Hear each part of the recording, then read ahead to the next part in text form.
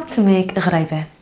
Ghraybeh is such a simple and easy recipe. I know I say that about a lot of recipes, but I guess I just pick the simple and easy ones because, well, they're simple and easy, and who doesn't like simple and easy?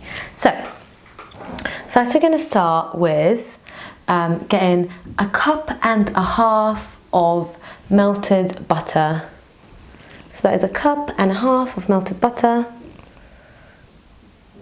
And we're going to pour it in a big bowl. And then we want to add 1 cup of icing sugar or powdered white sugar. So we're going to add it in, and then we just want to mix it all together.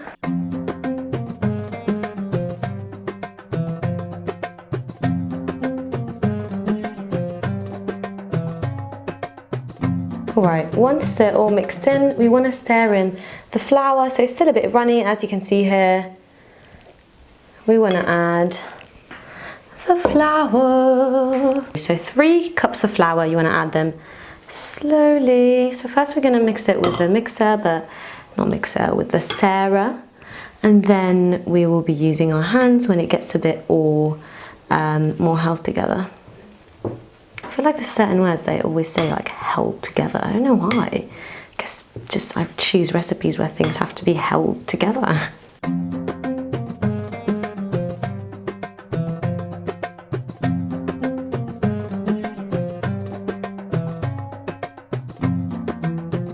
Keep stirring and keep adding flour. Keep stirring and keep adding flour. Keep stirring.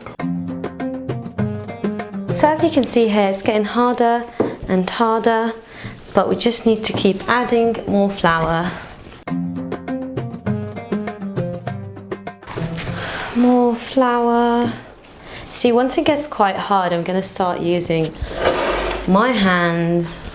Yeah, I'm just going to put all the rest in there and then use my hands, because nothing, especially when you're making any kind of dough, it's just hands are so much better at binding things. Let's just do it gently. Oh, it's just so soft and so lovely. I've always loved doing dough. My mum used to always get us to do with the dough. Obviously, like, she'd put all the ingredients and make it, but we'll just actually work the dough, and I love that. I always loved that, like just getting your hands messy and feeling more. We use so many tools.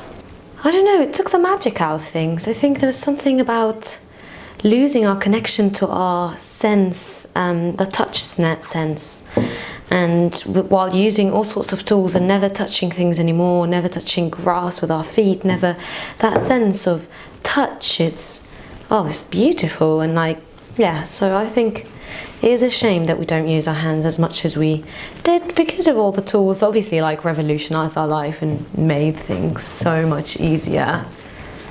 Can you see how it looks like? It's looking pretty good.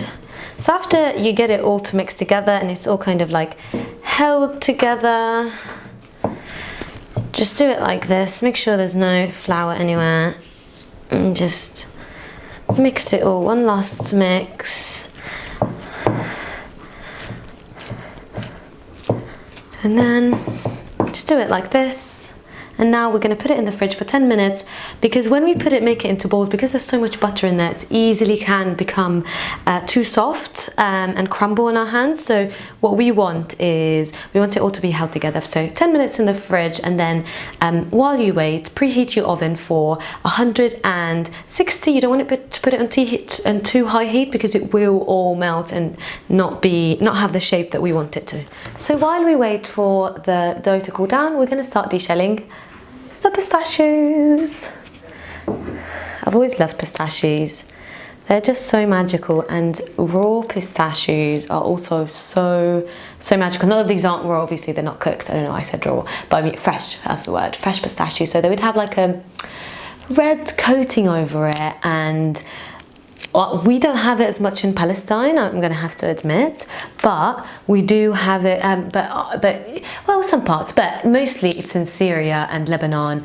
And when we went to Syria when we were young, I remember buying so much of it, and it's just so good. I mean, I don't know why we don't have it as much in Palestine, because it definitely grows in our climate, because we have the same climate as Lebanon and Syria. But fresh pistachios are definitely amazing. Fresh everything is always amazing, isn't it? But for me, nuts especially, I do find that when they're fresh, they are 10 times better, whatever the nut is. So we kind of want pistachios, we kind of want 1 pistachio for each little ghraybeh. Ghraybehs are a bit like cookies, I guess. I mean, you've seen what they look like. They're a bit like cookies, but also they should melt in your mouth, that's for sure. And the better butter you get, the better it will be. So I would definitely say invest in good vegan butter that will make it even taste much better.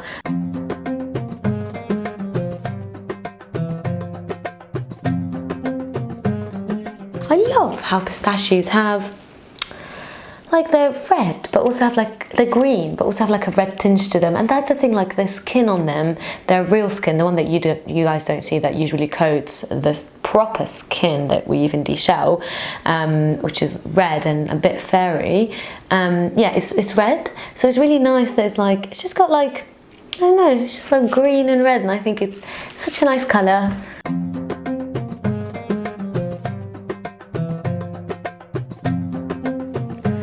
Keep deshelling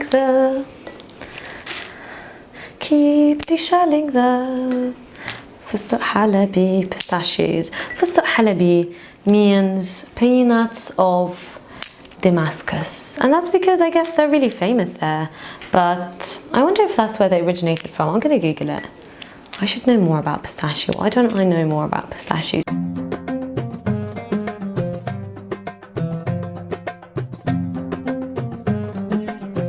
Oh, look at this one, slammed shut. No one can peel that.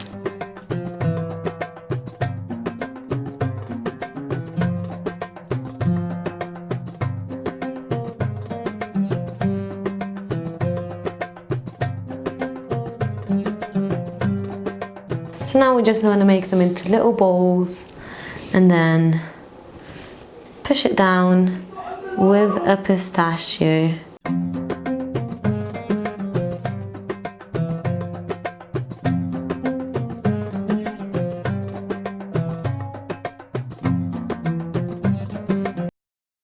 Let's just make them all into balls, and then we can add the pistachios at the end, just as a quicker way.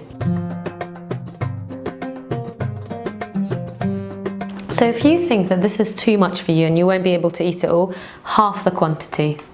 Because now I'm starting to think, I've got so much to go through.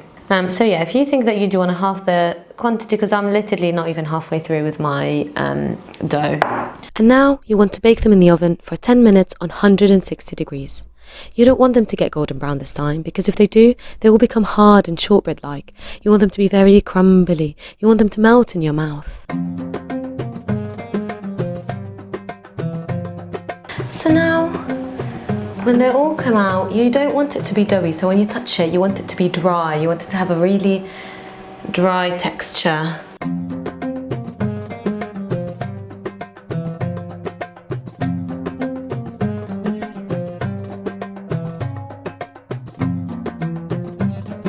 And we're all done.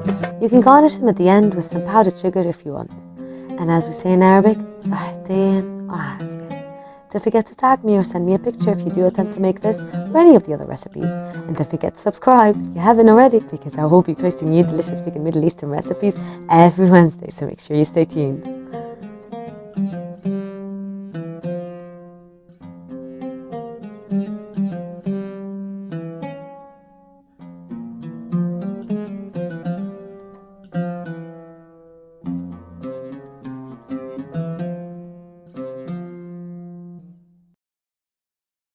If you've tried to make this, then let me know in the comment down below, or tag me on any of their social media. And again, if you have any Middle Eastern recipes that you want me to try to make, then do comment down below and let me know. And I'll see you next time.